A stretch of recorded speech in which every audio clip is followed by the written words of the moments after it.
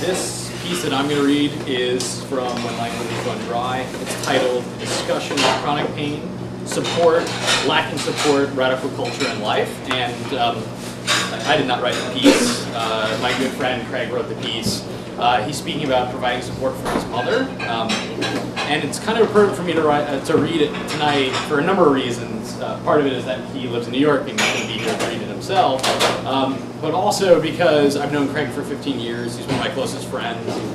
In that time period, rarely more than 2 or 3 days have gone by that we've not spoken. And I've heard about his mother's illness and his support for her and his caregiving with her for these 15 years. And last year, when I had a personal tragedy, he functioned as my caregiver, of calling me every day, making sure I ate, taking care of me. So in a lot of ways, these are not new issues to either Craig and I's relationship, but then reading this article, there was so many things that he had said in here that we had not spoken about, that in 15 years of constant conversations around these issues, we hadn't got into. So I'm going to read an excerpt. It's in 3 sections. First one titled Illness, second titled Contextual Complications, and third titled Support Over the Long Term. Comes to about 7 minutes total reading, so bear with me. I also did not write it, even though I read it and helped him edit it and the like. I'm trying to hear his voice and my voice simultaneously in my head, and hopefully one of those voices come out tonight and you can understand what I'm saying. It's also in the back too, so you can read the full piece. So part 1, illness. If I grew up believing the doctors always did what was best for their patients, I knew that was utter nonsense by the time I was 21. My mother almost died that summer after a surgeon botched an operation. Before the medical staff knew about the leakage, they released her home. During the 2 days following her visit, she became paranoid, calling friends to explain how her family was out to get her, and increasingly treating us all with intense suspicion. As the pain increased, my father and I put her in the car and began a long, painful, and exhausting drive back to New York City. Hours later, we found out that if she had not returned, she could have died. The surgeon botched the operation, puncturing a hole and leaving her leaking spinal fluid. There have been many scares ranging. See, once again, these voices are totally confusing me. Okay. There have been many scares of ranging intensity since 1998, when my mother was diagnosed with reflexive sympathetic dystrophy, RSD. RSD is a neurological syndrome that creates a deep burning sensation of intense and constant pain, which those who suffer struggle to describe. It often spreads throughout different regions of the body, and it takes a trauma of some sort to put into motion. In my mother's case, it was most likely a surgery on her knee that a doctor botched, after which he fudged her records to try to evade responsibility. On an everyday level, the disorder takes over. The pain increases, leading to more treatments and more medications, and then leading to more doctor appointments.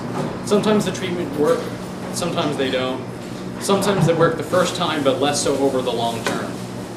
And things have gotten better from their worst. My mother doesn't require a wheelchair anymore.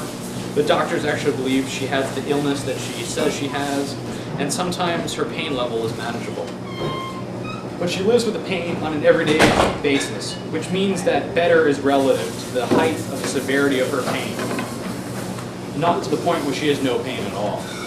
She lives in between doctor's appointments, each of which offers either no news, or good news, or bad news, or more waiting for test results. It's an ongoing process of waiting. And there's multiple appointments every week. She relieves her pain through the use of a variety of medications that have a number of side effects. A complete list of the ways that the pain she suffers from in her daily life would go on much longer. Part 2, contextual complications. While the physical pain ebbs and flows, though never subsides, there's the stress caused by all the other factors that come with illness under neoliberal capitalism. Because of my father's job, where he works under a serious degree of stress, my mother is able to have private insurance. But the insurance companies, like much of the medical industry, function under a near state of impunity.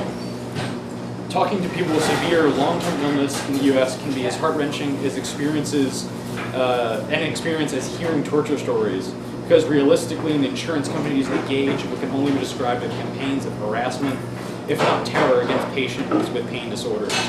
This commonly happens through challenges to test and medication coverage, limitations on what doctors the patient is able to see, and the painful and disempowering bureaucratic processes companies rely on to fill their records and concretize patient disempowerment. In my mother's case, on a variety of occasions, they simply cut off the drugs she uses to relieve the pain, leaving my parents to load up on credit cards and go through hard and sordid processes of state bureaucracy to push the insurance companies to live up to their responsibility of covering her medications. The struggles with the insurance company leave her and my family in a state of fear and insecurity about what happens next.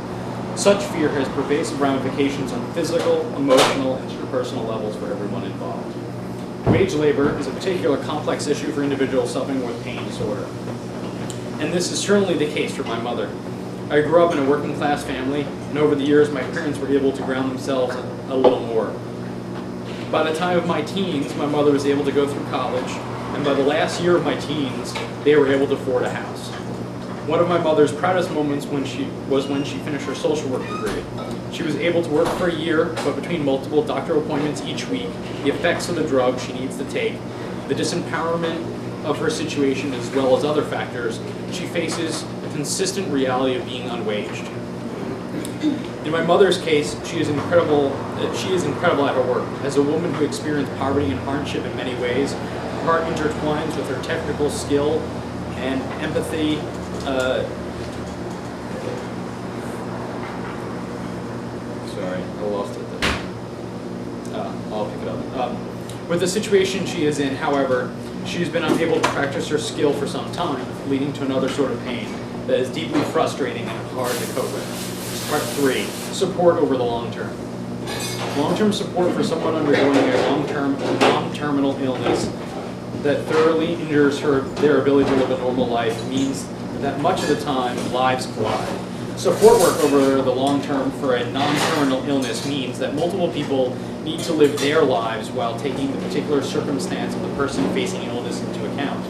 Career, desire, responsibility to others aside, from the person facing the illness, the need to be personally happy, all these needs need to be taken into account, both for and from the person facing illness and those being in support of them. On questions of support, I think there are two major things to remember. First, severe and long-term illness is pervasive. It not only affects the person facing the illness, but also those in close relation to them. In my family's case, it meant living with an environment that is often unstable and dealing with fear that exaggerates, sometimes severely, other life stresses. It also means engaging in and developing problematic coping mechanisms. That the main factor is out of anyone's control to a sense of long-term frustration that results from an inherently disempowering situation. Since the illness wasn't a choice, there is a constant feeling of injustice. And his second point, long-term support through illness requires adjusting multiple lives to a situation that is out of the control of any individual involved. Since multiple lives are impacted, negotiating needs and desires while also being responsive or responsibly supportive requires serious intentionality and effort. Long-term support means acknowledging that we exist in social webs. Regardless of what a capitalist fantasy tries to push, none of us are isolated individuals. Almost everyone exists within some sort of tangible community, and most of us simultaneously exist in various tangible communities at one time.